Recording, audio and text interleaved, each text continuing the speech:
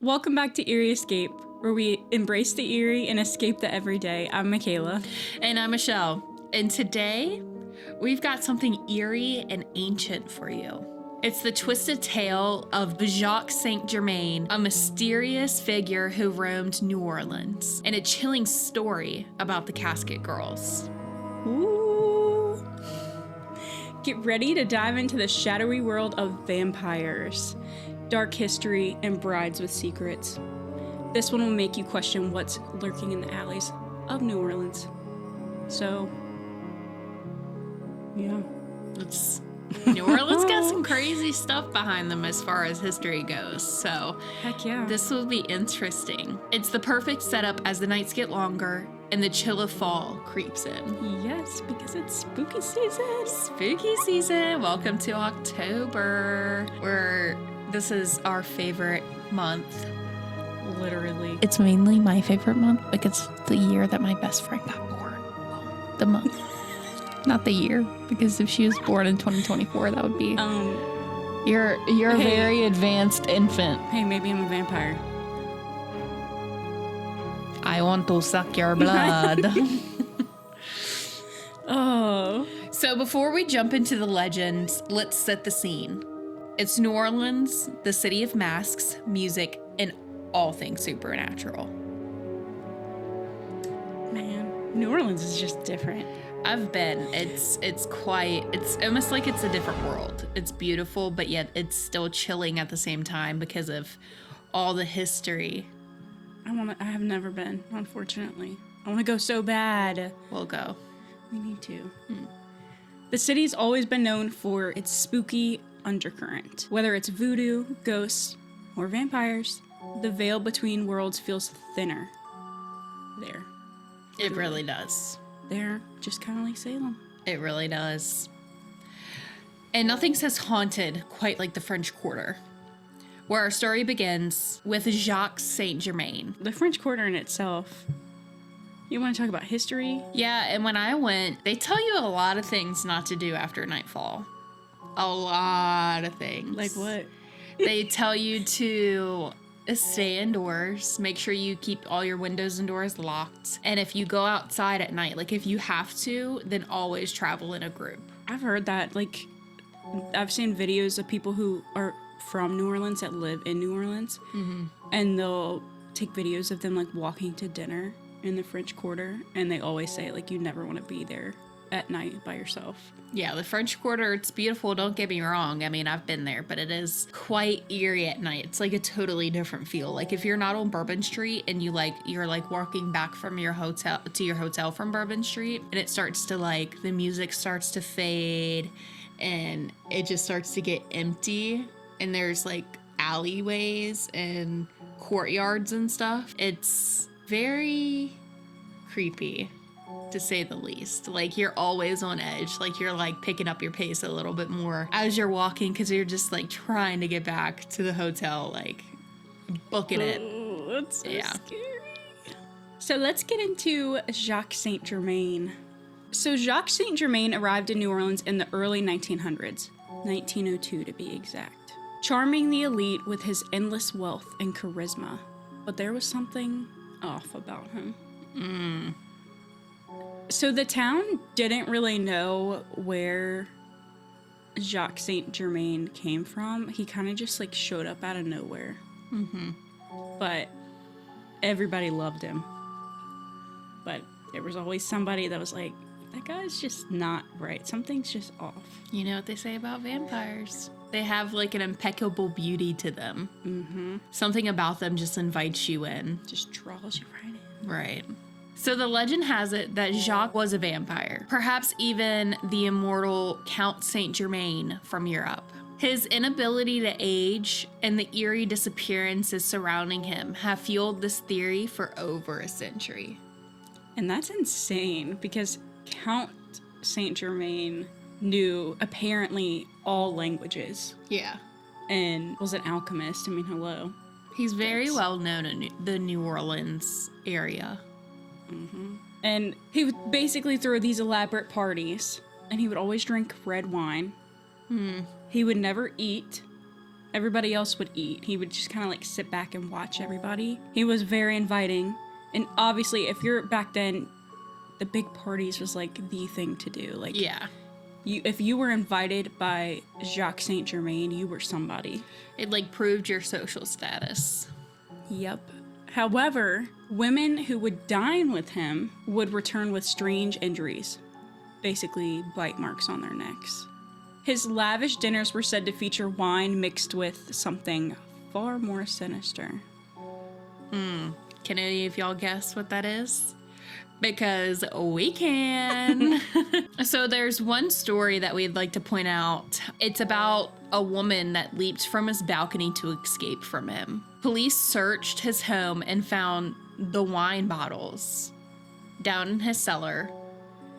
And when they gathered it, one of them opened and it was filled with blood. But there was no sign of Jacques. He had vanished, leaving only the unsettling rumor that he never truly left New Orleans. This is so crazy to me because, like, even looking it up, but like, I feel like hearing it in person in New Orleans would be better. Even because they have more creepier because detail, you're like and there. You're there. You were in. You were locked in. Yeah, so then you would be like looking over your shoulder, you'd be like, hello? Hello? And it's so crazy because, like, imagine yourself being Jacques. Okay.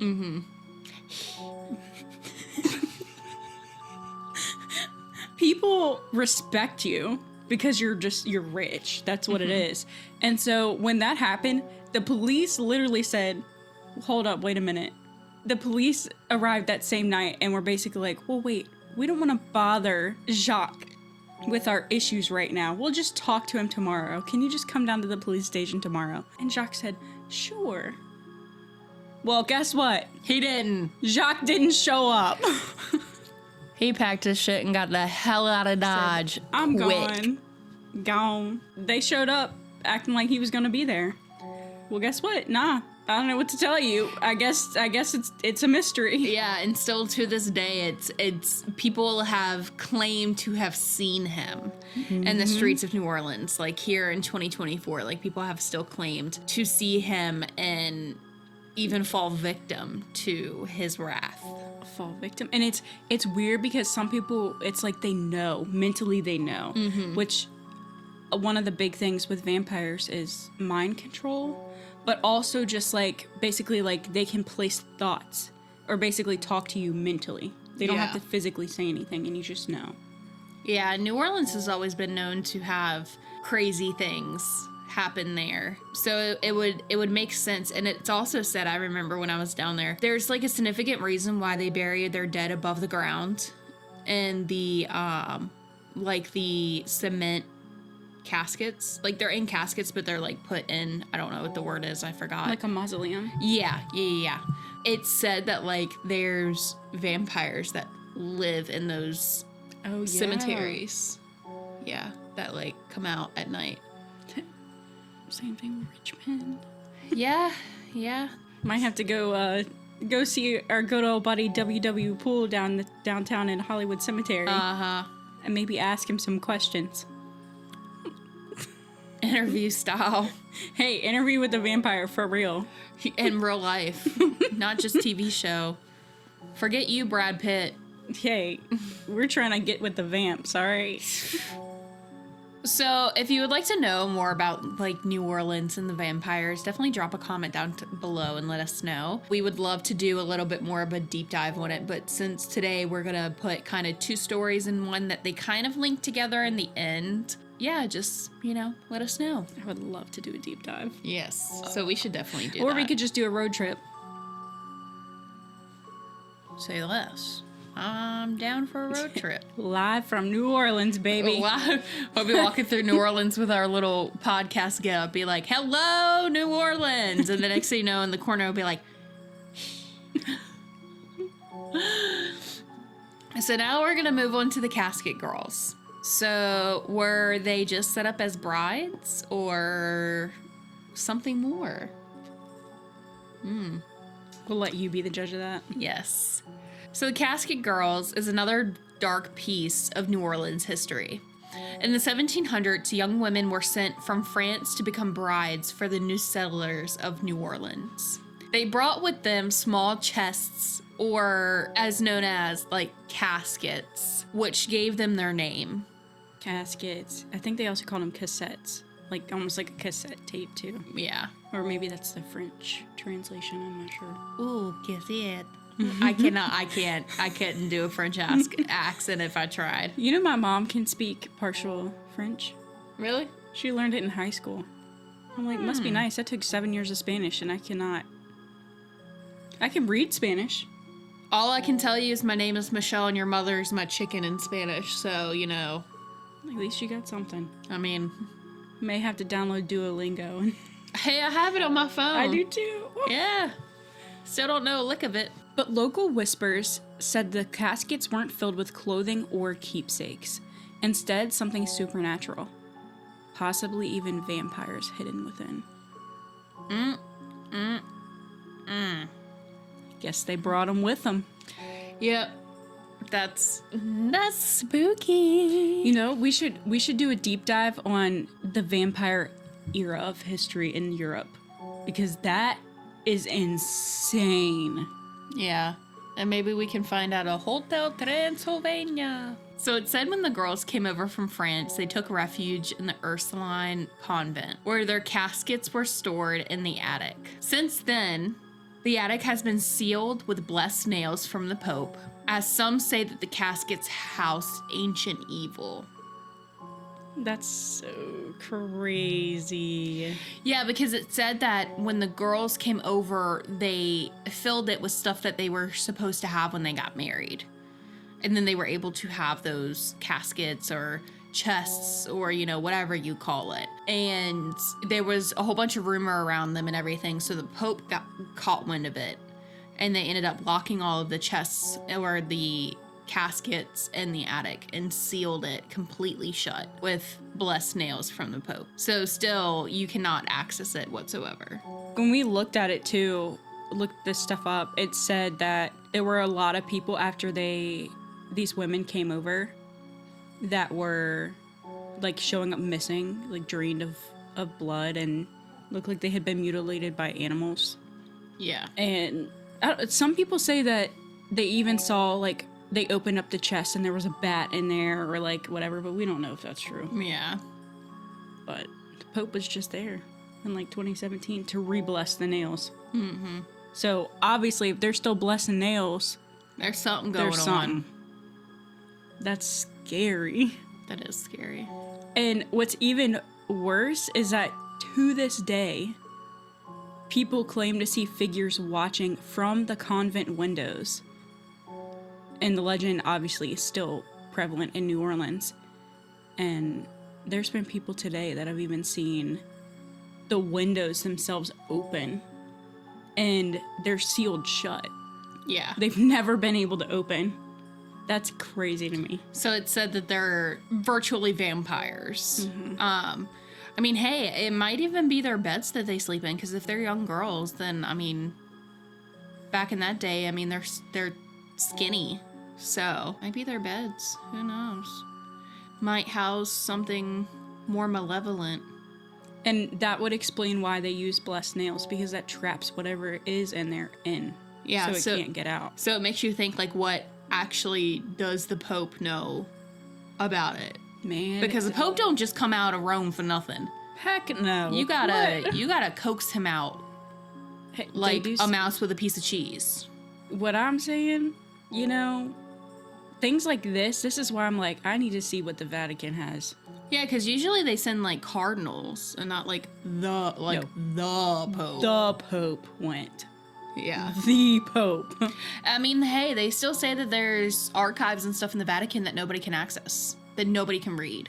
Just like you can the Pope's box. Yep. Like you can access some of the materials, reading materials at the Vatican, but you can't all of it. Like there's like a good portion of it is still sealed off because of what it has included in it. Could you imagine being elected?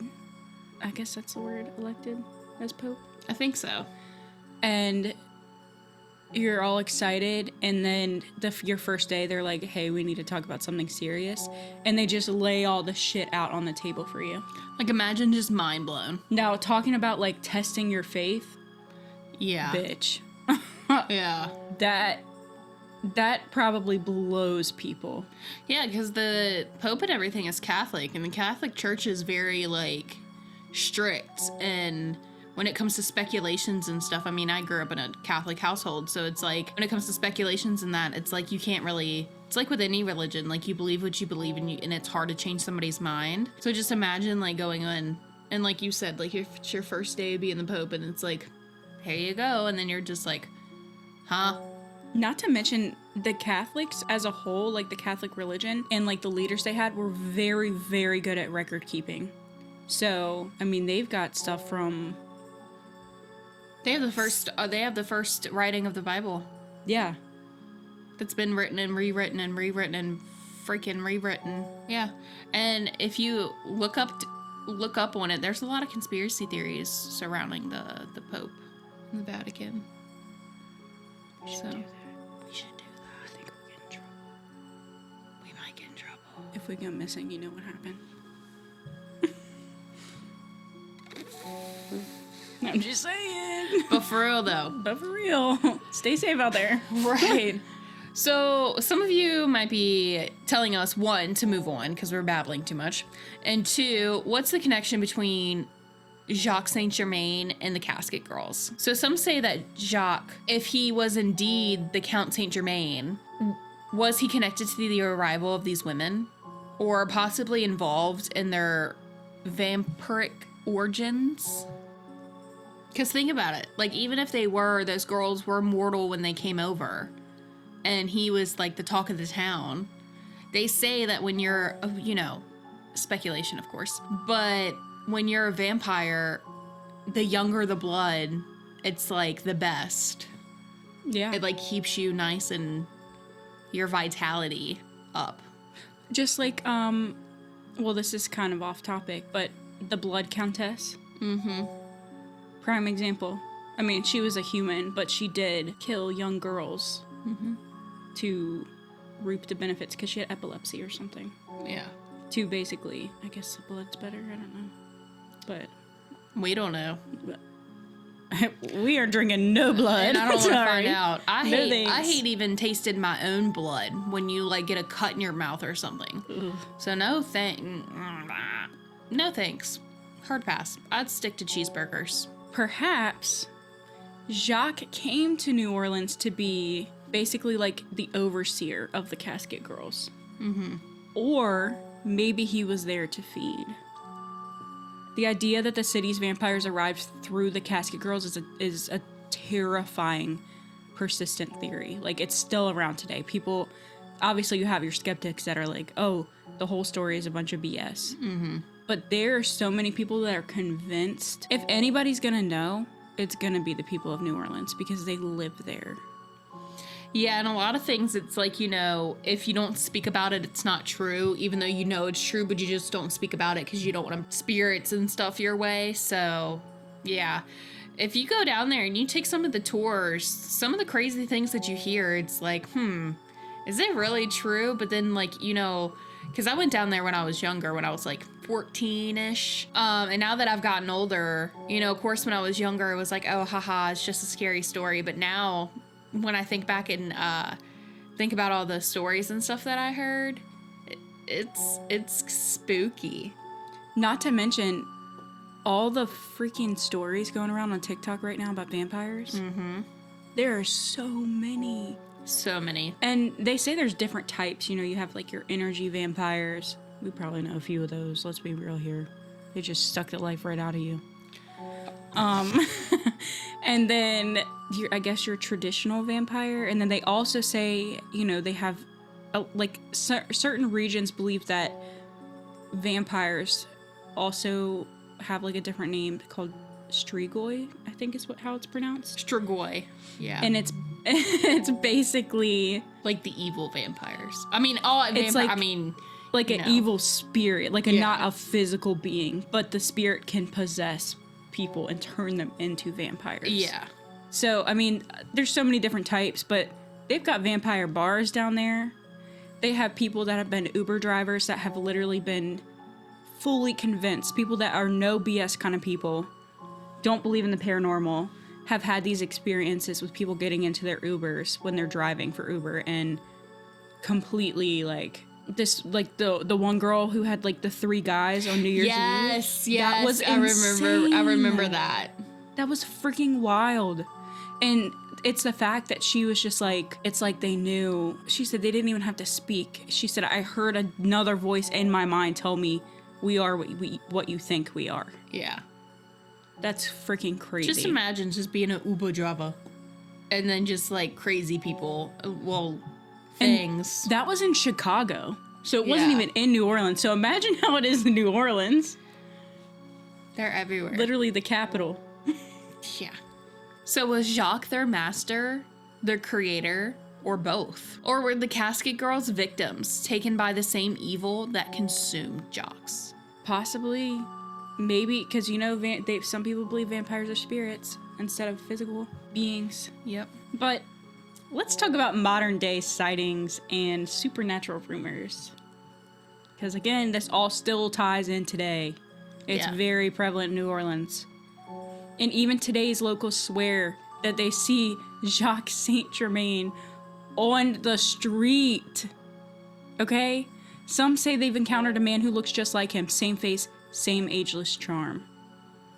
And I've read a few things where people say they know it's him because it's like, even if you've just seen the portrait a few times, you know, obviously people have doppelgangers. Look at Anne Hathaway and her husband. They also might be vampires. Also, Angelina Jolie. Yep.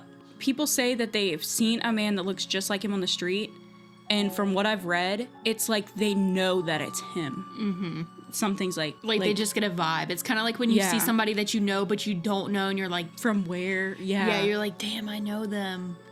Same thing. It's kind of like the same thing. So also, as we had mentioned before, the attic of the Ursuline convent is still locked up, with no one allowed inside. And it's said that today that tour guides share stories of strange noises and shadowy figures lurking in the windows. There's just something different about obviously haunted places, but a convent makes it worse to me. Oh my god, yes. Freaking nuns? Because nuns are supposed to be holy. yes. Oh god. And they're employed by the Vatican. Yep. So, I mean, hey, if y'all have ever seen the movie The Nun, ugh. You're worried about that. I'm not going to say the demon's name because it is a real demon. Starts with a V. You know what we're talking about. Ends with a K. But for obviously there's evil lurking in there. Mm-hmm. Because let's just be real here. Okay, let's say there isn't vampires there, right? You still got to worry about them demons because obviously something's going on there in the attic. Demons, ghosts, witches, voodoo, Yeah. all that's there. Werewolves. There's legends about we werewolves. gotta get into that, man. in New Orleans. Just like the show, the originals. I mean, is it so far off? No. I don't think so. And what I think is so cool about New Orleans and like all these modern day sightings is that The food. I'm just Well, kidding. But the I'm trying food to go get is some beignets. banging. The food is out of this world. There's so many, like obviously in a place people, you know, places they have local legends and like things like that. But this is different.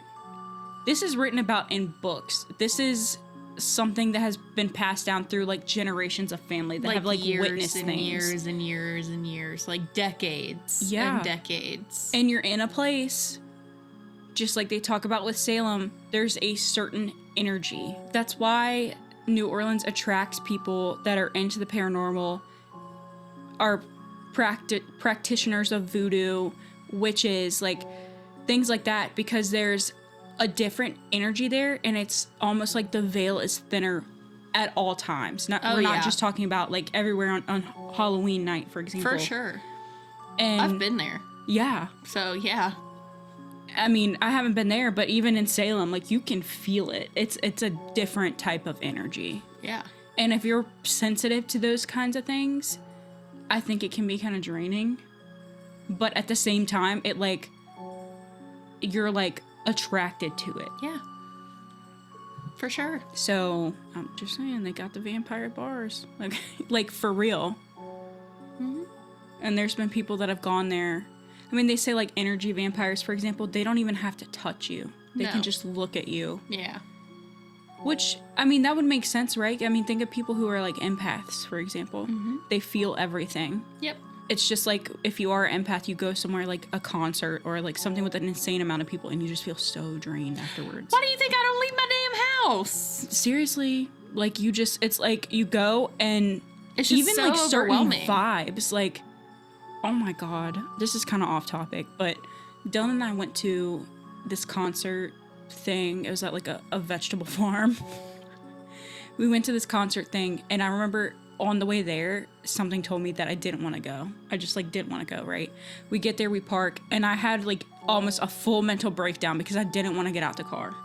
Something was off, right? We get there, everything was fine, like nothing bad happened. But I remember when we were leaving, I felt so freaking tired. It was like I had the flu Yeah. and I was down bad. Yeah. But it's just like things like that. And so like people talk about energy vampires. To me, I think that's real. Yeah.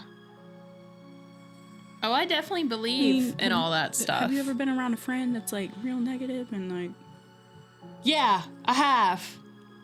bitch, I know you're not looking at me. Hold on. But for real, I'm do just you kidding, just get just around those kidding. people that are just like, it's like as soon as you see them, you're just Yes. Not gonna name any Like a- names, but I'm pretty sure we can think about the same person. like, probably. Probably. It's exhausting. Ugh. But basically, is it all legend, or is there truth to the idea that Jacques St. Germain and the Casket Girls still hold sway over New Orleans? I mean, I believe that they do. Oh, but that's just me. Me too. But it's up to what you guys think. Yes. The tales of Jacques St. Germain and the Casket Girls are just one more reason that New Orleans feels like a city where anything, especially the eerie, can happen. So next time you walk through the French Quarter, you might want to keep an eye on the balconies. You never know who or what might be watching you. So thanks for tuning into Eerie Escape. Make sure to follow us for more spine-chilling stories every week. Make sure to drop a comment, like, and subscribe. We'd love to hear your suggestions and stuff on next episodes. And leave a review on Spotify if you're listening. Please. Or Apple. Yes. We love the reviews. Anything that we can improve, anything that you guys want us to talk about, we'd love to hear anything. And don't forget to keep your doors locked and your windows sealed, just in case. So, until then, Sweet nightmares.